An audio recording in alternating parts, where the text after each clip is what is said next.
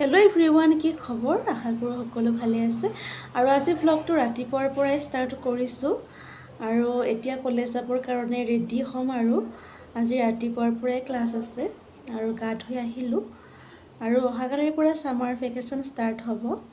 যিহেতু অহাকালিৰ পৰা summer vacation start হ'ব, ভাবিলোঁ আজি ক্লাছ শেষ হোৱাৰ পিছত ৰেষ্টুৰেণ্ট এখনলৈ যাম আৰু কথামতেই কাম কলিগকেইজনীৰ লগত ৰেষ্টুৰেণ্ট এখনলৈ আহিলোঁ আৰু এয়া দেখুৱাই দিছোঁ ৰেষ্টুৰেণ্টখন আপোনালোকক।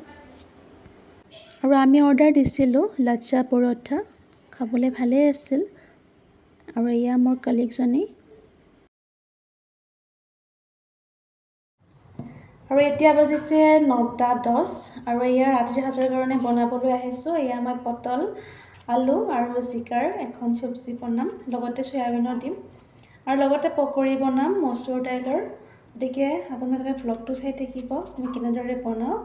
একচুৱেলি সকলোৱে নিজৰ নিজৰ ষ্টাইলত বনাবতো জানেয়ে বা সকলোৱে বনায়, তো মই দেখাওঁ আজি মইনো কিদৰে আজি পকৰি বনাওঁ, বোলো আপোনালোকৰ লগত শ্বেয়াৰ কৰোঁ। আৰু এই চব্জিখিনি কাটিব লৈছোঁ।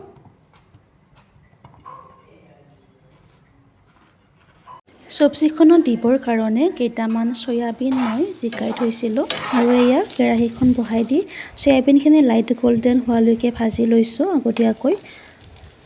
আৰু চয়াবিনখিনি নমাই থৈ কেৰাহীখনত অকণমান তেল দি লৈছোঁ আৰু লগতে পিঁয়াজ আৰু জলকীয়া দি লৈ এয়া চব্জিখিনি বহাই দিছোঁ আৰু কিছু সময় ভাজি ল'ম। কিছু সময় ভজাৰ পিছত জোখ অনুযায়ী নিমখ আৰু হালধি দি লৈছোঁ এয়া। এতিয়া এইখিনি আকৌ কিছু সময়ৰ কাৰণে ভাজি ল'ম। যেতিয়া চব্জিখিনি আধা ভজা হ'ব তেতিয়া ভাজি লোৱা চয়াবিনখিনি মই ইয়াত এড কৰি দিছোঁ। এইখিনি আকৌ কিছু সময়ৰ কাৰণে মই ভাজি ল'ম।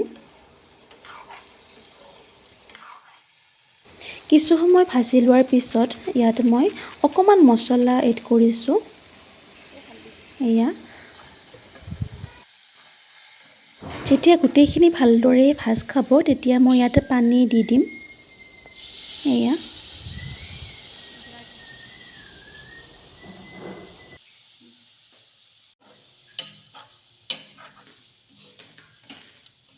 আৰু এয়া পকৰা বনাবৰ কাৰণে ধনিয়াখিনি কাটি লৈছোঁ। মচুৰ দালিৰ আজি পকৰা বনাম। ধনিয়া পাতৰ চেণ্টটো বহুত ভাল লাগে পকৰাত দিলে। মচুৰ দালি, বেচন, ধনিয়া, জলকীয়া, পিঁয়াজ, এতিয়া গোটেইখিনি মিক্স কৰি ল'ম। এইখিনি নিমখ তেল গোটেইখিনি মিক্স কৰি লৈ আজি পকৰা বনাম। আৰু এয়া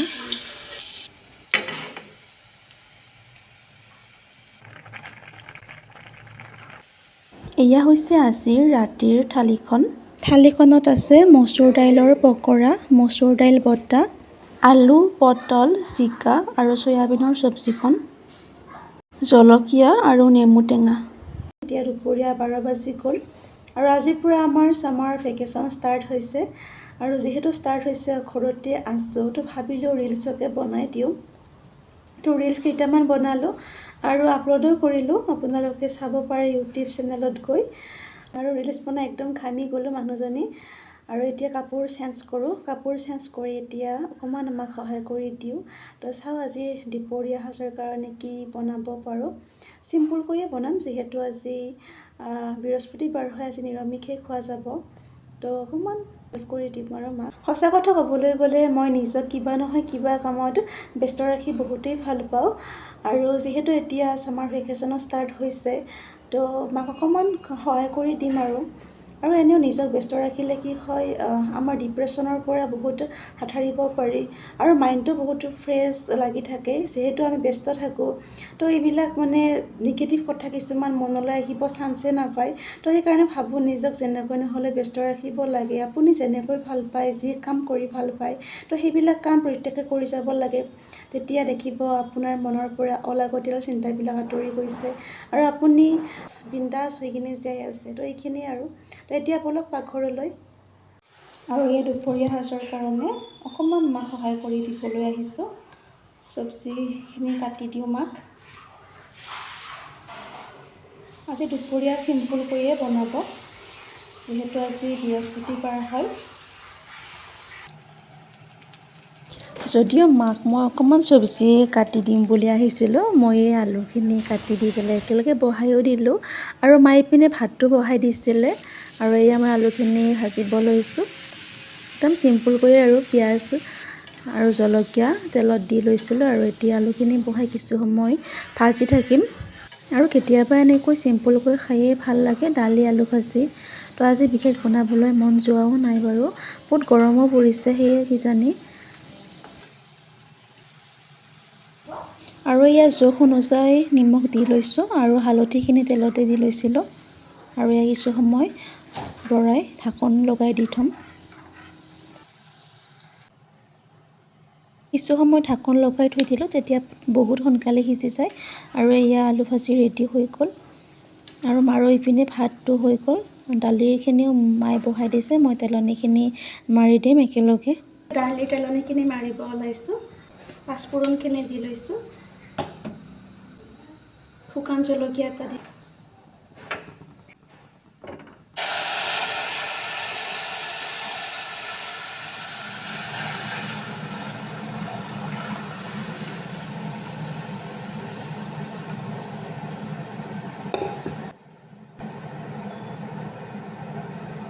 তো আজি চিম্পুলকৈ বনাইছোঁ দালি আৰু আলু ভাজি। কোনে কোনে বাৰু দালি আলু ভাজি খাই ভাল পায়। আৰু দালিৰ লগত খাবলৈ নেমু টেঙা ছিঙিবলৈ আহিলোঁ। আমাৰ ঘৰতে নেমু হৈছিলে, ইলাচি নেমু। ঠেনুপাত বহুত টান হৈ আছিলে, সেয়েহে এনেকৈ ঘূৰাই দিছোঁ। একেলগে বহুত ছিঙি অনা নাই, যিহেতু ফ্ৰেছ খাই বেছি ভাল লাগে, সেয়েহে 2-4টাকৈ এনেকৈ আনি থাকোঁ। ভ্লগটো আজি ইমানতে সামৰণি মাৰিছোঁ, বাই।